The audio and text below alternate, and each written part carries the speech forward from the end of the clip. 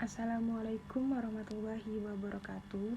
Perkenalkan, nama saya Elvin Kadusma dengan NIM 121100150, prodi PGMI kelas 2E. Di sini saya akan menjelaskan materi saya yang berjudul Sistem Pendidikan Islam dan Kurikulum Pendidikan Islam. Yang A. Pengertian Sistem Pendidikan Islam. Sistem pendidikan Islam merupakan satuan kata yang mengandung kesatuan, makna atau arti antara sistem dan pendidikan Islam. Olehnya itu, sebelum sampai kepada pengertian tersebut, maka terlebih dahulu akan dijelaskan kedua istilah tersebut. Yang pertama, pengertian sistem. Istilah sistem berasal dari bahasa Yunani, sistema, yang artinya mengumpulkan, yang berarti kesatuan bermacam-macam hal yang menjadi suatu keseluruhan dengan bagian-bagian yang tersusun dari dalam. Sistem adalah suatu keseluruhan yang bulat, yang tersusun dari bagian-bagian yang bekerja sendiri-sendiri atau independen, atau bekerja sama-sama untuk mencapai hasil atau tujuan yang diinginkan berdasarkan kebutuhan. Yang kedua, pengertian pendidikan Islam. Beberapa pakar pendidikan mendefinisikan pengertian pendidikan Islam diantaranya adalah Haji Ahmad Rahman Geteng menyatakan bahwa pendidikan Islam adalah upaya pembinaan dan pengembangan potensi manusia agar tujuan kehadirannya di dunia ini sebagai hamba Allah dan sebagai khalifah Allah tercapai sebaik mungkin. Yang kedua, Dr. Zakiyah Derajat dan kawan-kawan menyatakan bahwa pendidikan Islam adalah usaha, kegiatan yang dilakukan oleh pendidik untuk membentuk manusia yang berkepribadian manusia. B. Pengaruh sistem pendidikan Islam dan sistem pendidikan nasional. 1. Sistem pendidikan Islam. Untuk menunjang suatu keberhasilan dan mencapai tujuan pendidikan Islam, maka unsur-unsur pendidikan sebagai suatu kesatuan, unsur yang sifatnya operasional, situasional, dan non-situasional merupakan alat yang relatif penting. Pada bagian ini, penulis hendak menguraikan unsur-unsur pendidikan yang tentunya sangat menunjang suatu sistem pendidikan. Menurut pandangan Islam, unsur-unsur pokok dalam operasional pendidikan Islam terbagi ke dalam 5 bagian, yaitu 1. Pembacaan Al-Quran, 2. Takziah atau penyucian, ketiga, ta'lim atau pengajaran Alkitab, keempat, al-hikmah, dan yang kelima, al-ilmu. Yang C. Sistem pendidikan nasional. Sistem pendidikan yang dibawa oleh orang-orang barat terasimilasi dengan sistem pendidikan Islam yang telah berkembang di Nusantara. Akhirnya menjadi satu sistem pendidikan, yaitu sistem pendidikan nasional. Sistem pendidikan nasional sebagaimana yang dikehendaki oleh Undang-Undang 45 adalah sistem integrasi antara pendidikan dan pengajaran pada sekolah model pemerintah kolonial dan sistem pendidikan Islam pada umumnya masih bercorak tradisional. Menurut Muhaimin, proses asimilasi antara sistem pendidikan yang dibawa orang-orang barat dengan sistem pendidikan Islam yang terkesan dualistis tersebut menjadi satu sistem pendidikan, yaitu sistem pendidikan nasional. Tampak jelas dilakukan oleh masyarakat dan bangsa Indonesia dengan jalan antara lain. Yang pertama, mensosialisasikan sekolah-sekolah modern, warisan kolonial Belanda ke dalam sistem pendidikan dan pengajaran agama. Dan yang kedua, pemberian bantuan dan tuntutan kepada pesantren dan madrasah agar mampu meningkatkan mutu pendidikan dan perannya sebagai alat serta sumber pendidikan kecerdasan bangsa. Usaha asimilasi tersebut terpantang oleh Undang-Undang Nomor 2 Tahun 1989 sebagai berikut. Pendidikan nasional adalah pendidikan yang berakar pada kebudayaan kebangsaan Indonesia dan yang berdasarkan Pancasila dan Undang-Undang Dasar 1945. Tidak dapat disangkal bahwa pendidikan Islam baik sebagai sistem maupun kelembagaan merupakan warisan budaya bangsa yang berurat akar pada masyarakat bangsa Indonesia. Dengan demikian, jelaslah bahwa pendidikan Islam akan merupakan bagian integral dari sistem pendidikan nasional. Dengan demikian, dapat dikatakan bahwa sistem pendidikan Islam dan sistem pendidikan nasional, bila dilihat dari aspek prosesnya, terdapat saling mempengaruhi. Sebab sebelum menjadi sebuah sistem dalam sebuah sistem pendidikan nasional, terlebih dahulu terjadi proses asimilasi antara sistem pendidikan Islam yang tradisional dengan sistem pendidikan warisan kolonial yang modern. Pengertian kurikulum pendidikan Islam. Secara etimologi, kurikulum berasal dari bahasa Yunani yaitu kurir, yang artinya pelari, atau kurere yang berarti jarak yang harus ditempuh oleh pelari. Istilah ini pada mulanya digunakan dalam dunia olahraga, yang berarti suatu jarak yang harus ditempuh dalam pertandingan olahraga. Berdasarkan pengertian ini, dalam konteksnya dengan dunia pendidikan, memberi pengertian sebagai suatu lingkaran pengajaran di mana guru dan murid terlibat di dalamnya. Kurikulum ialah rencana atau bahasan pengajaran sehingga arah kegiatan pendidikan menjadi jelas dan terang. Zakia Derajat memandang kurikulum sebagai suatu program yang direncanakan dalam bidang pendidikan dan dilaksanakan untuk mencapai sejumlah tujuan-tujuan pendidikan itu.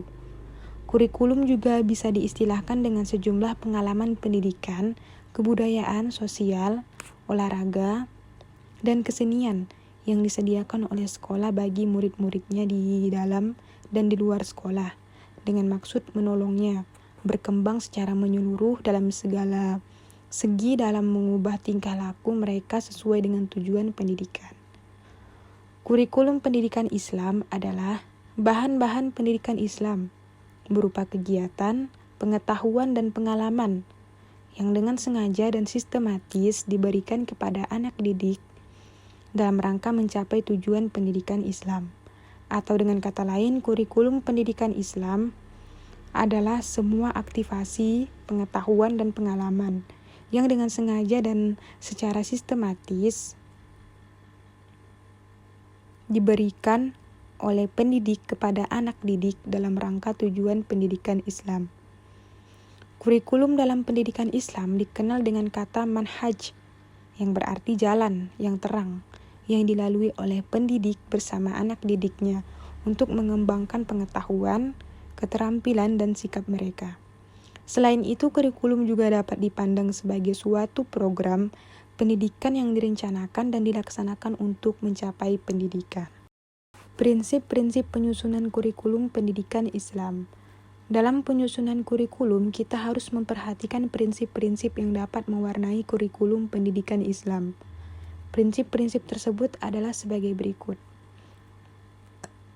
Prinsip berasaskan Islam, termasuk ajaran dan nilai-nilainya. Mengarah kepada tujuan, seluruh aktivitas dalam kurikulum diarahkan untuk mencapai tujuan yang dirumuskan sebelumnya. Prinsip integritas antara mata pelajaran, pengalaman-pengalaman, dan aktivitas yang terkandung dalam kurikulum. Begitu pula dengan pertautan antara kandungan kurikulum. Prinsip relevansi, yaitu adanya kesesuaian pendidikan dengan lingkungan hidup peserta didik, relevansi dengan kehidupan masa sekarang dan akan datang. Prinsip fleksibilitas adalah terdapat ruang gerak yang memberikan sedikit kebebasan dalam bertindak, baik berorientasi pada fleksibilitas pemilihan program pendidikan maupun dalam mengembangkan program pengajaran. Prinsip integritas adalah kurikulum tersebut dapat menghasilkan manusia seutuhnya. Prinsip efisiensi adalah kurikulum dapat mendayagunakan waktu, tenaga, dana, dan sumber lain secara cermat. Prinsip kontinuitas dan kemitraan adalah bagaimana susunan kurikulum yang terdiri dari bagian yang berkelanjutan dengan kaitan-kaitan kurikulum lainnya. Prinsip individualitas adalah bagaimana kurikulum memperhatikan perbedaan pembawaan dan lingkungan anak. Prinsip kesamaan memperoleh kesempatan dan demokratis adalah bagaimana kurikulum dapat memberdayakan semua peserta didik memperoleh pengetahuan, keterampilan, dan sikap. Prinsip kedinamisan adalah agar kurikulum tidak statis, tetapi dapat mengikuti perkembangan ilmu pengetahuan. Prinsip keseimbangan adalah bagaimana kurikulum dapat mengembangkan sikap potensi peserta didik secara harmonis. Prinsip efektivitas adalah agar kurikulum dapat menunjang efektivitas guru yang mengajar dan peserta didik yang belajar. Selanjutnya, yang C, komponen kurikulum pendidikan Islam. Ahmad Tafsir menyatakan bahwa suatu kurikulum mengandung atau terdiri atas komponen-komponen. Yang satu, tujuan, kedua, isi, ketiga, metode atau proses belajar mengajar, dan yang terakhir adalah evaluasi. Yang pertama, tujuan yang ingin dicapai. Tujuannya meliputi tujuan akhir, tujuan umum, tujuan khusus, dan tujuan sementara. Yang kedua, isi kurikulum berupa materi pembelajaran yang diprogram untuk mencapai tujuan pendidikan yang telah diterapkan. Dan yang ketiga, media atau sarana dan prasarana. Media sebagai sarana perantara dalam pembelajaran untuk menjabarkan isi kurikulum agar lebih mudah dipahami oleh peserta didik. Yang keempat, strategi. Strategi merujuk pada pendekatan dan metode serta teknik mengajar yang digunakan.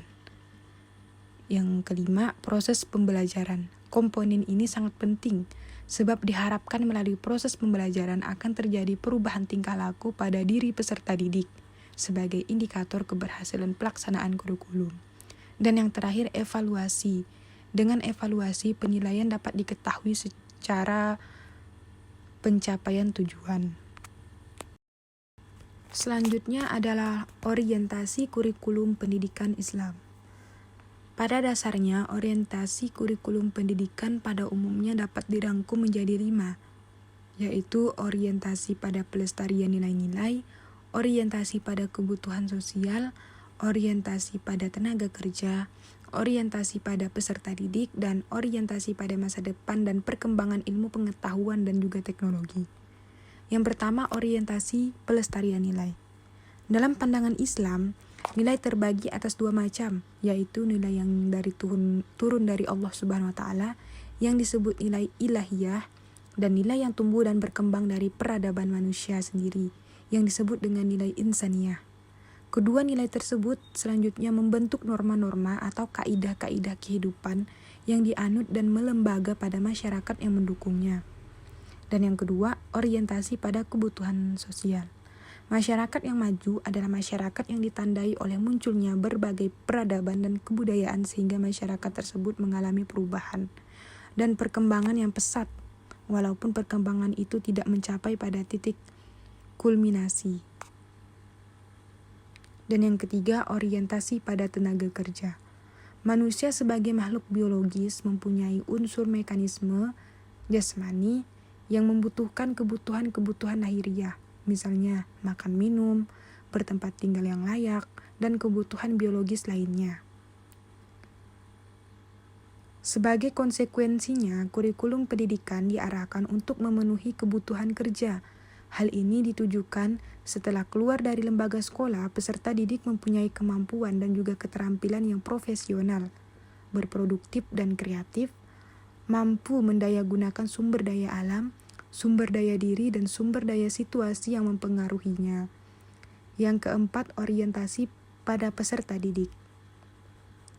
Orientasi ini memberikan kompas pada kurikulum untuk memenuhi kebutuhan peserta didik yang disesuaikan dengan bakat, minat, dan potensi yang dimilikinya, serta kebutuhan peserta didik.